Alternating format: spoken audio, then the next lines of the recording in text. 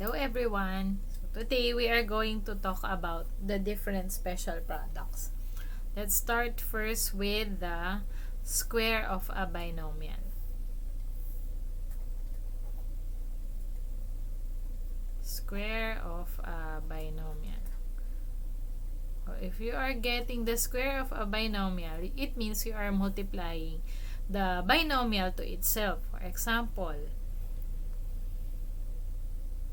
x plus 5 squared. Now, there is a shortcut for you to find the square of this binomial even without using the FOIL method. That is, you need to square the first term, x squared, and then you get twice the product of the first and the second term plus product of first and second is 5x times 2, and then square of the last term. Now, this is already the result of squaring this binomial. Okay, let's have another example. 2a minus 3b quantity squared. That is equal to 4a squared, which is the square of the first term, minus twice the product of first and second term. Product is 6ab times 2 minus 12ab, square of the last term, plus 9b squared. Okay, so that is how you get the square of a binomial. Next, square of a multinomial. A multinomial means more than two terms or more than one term. Actually, a binomial is also a multinomial, but since it is a binomial, we can just write, there is a special rule about squaring a binomial, but this is the process that we will use in squaring a multinomial is actually what we did here. Square of a multinomial.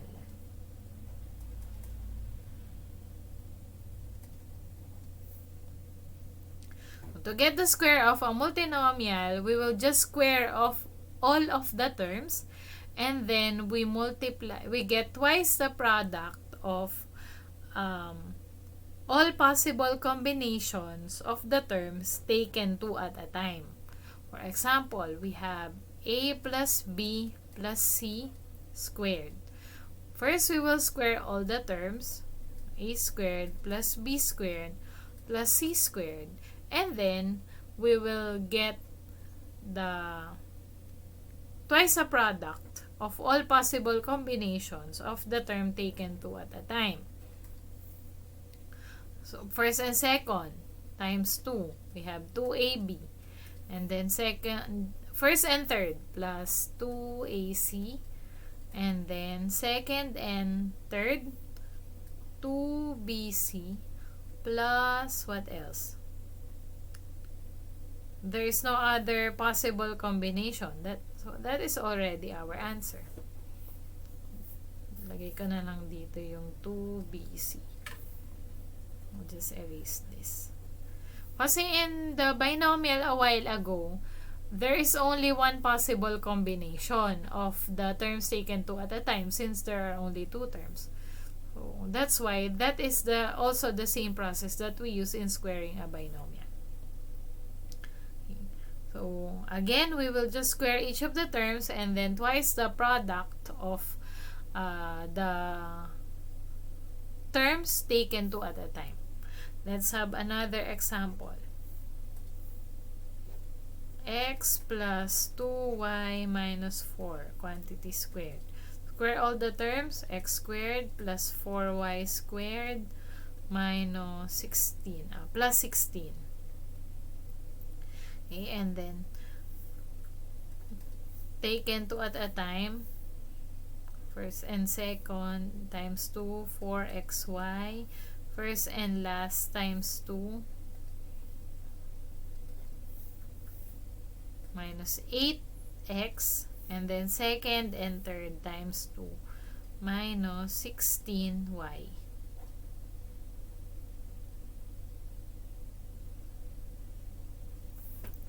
Next, we have product of the sum and difference of two terms.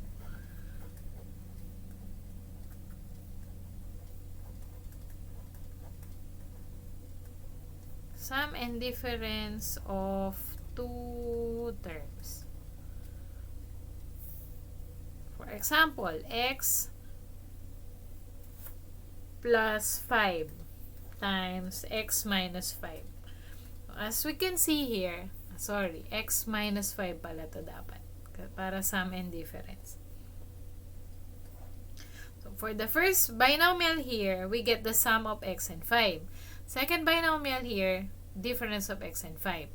So to get the product of the sum and difference of two terms, we just square the first term.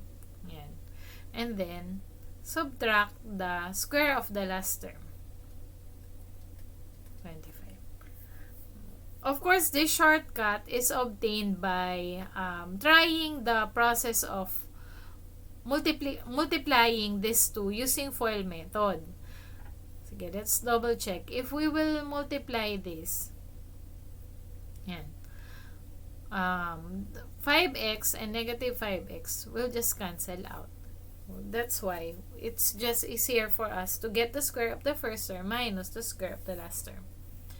Even in squaring the binomial, that shortcut is obtained by, of course, multiplying the binomials depending on the twice, because square yon. And then, upon doing that, there is a pattern that is formed. So that's why we will just use that pattern instead of multiplying it using distributive property. Okay. Another example, 6x squared plus 8 times 6x squared minus 8. So this is sum and difference. Square of the first term, 36x to the fourth, minus square of the last term, minus 64. Okay. Say we have negative 3x minus 1, negative 3x plus 1. So still sum and difference. 9x squared minus 1. Okay. Next, cube of a binomial.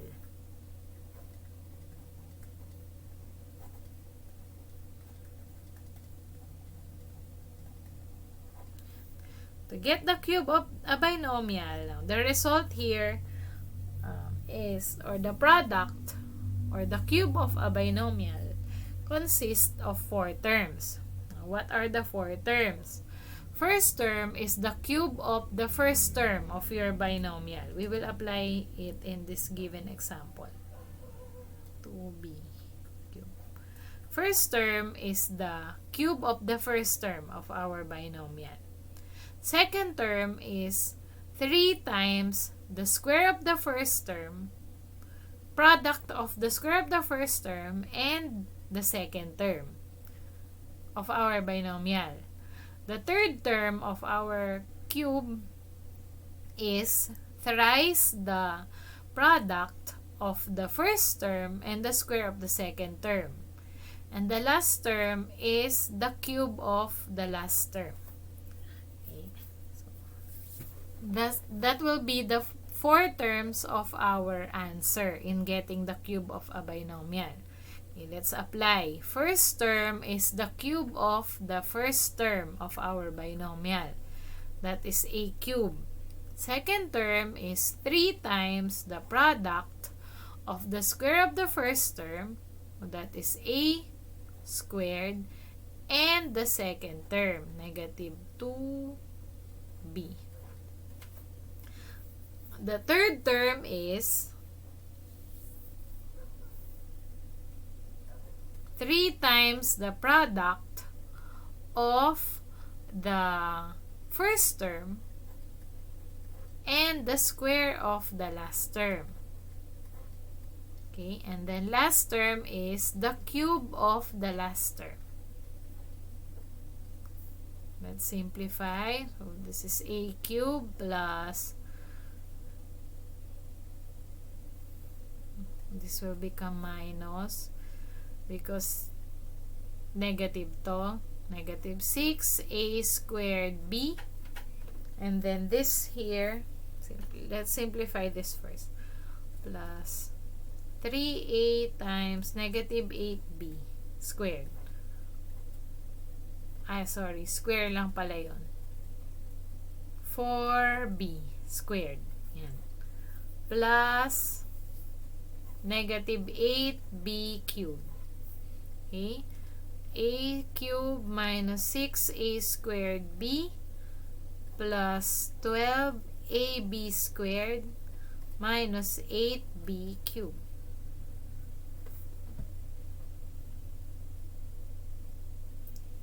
That is our answer.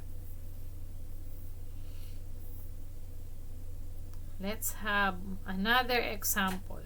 The cube of the binomial consists of 4 terms. Yan lang yung alalahanin nating 4 terms. Again, we need to get the cube of the first term, 4x cubed, and then 3 times the square of the first term times the second term plus 3 times the first term times the square of the second term plus the cube of the last term. So this is 64x cubed plus 3 times 16x squared times 2 plus 3 times 4x times 4 plus 8. That is 64x cubed plus 96x squared plus 48x plus 8.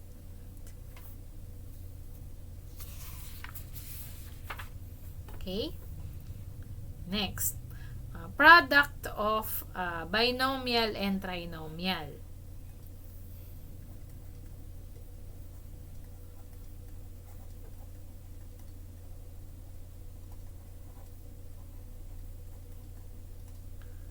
Now, a binomial and a trinomial, the result of multiplying a binomial and trinomial will only be under special product if the binomial and the trinomial follow this specific pattern.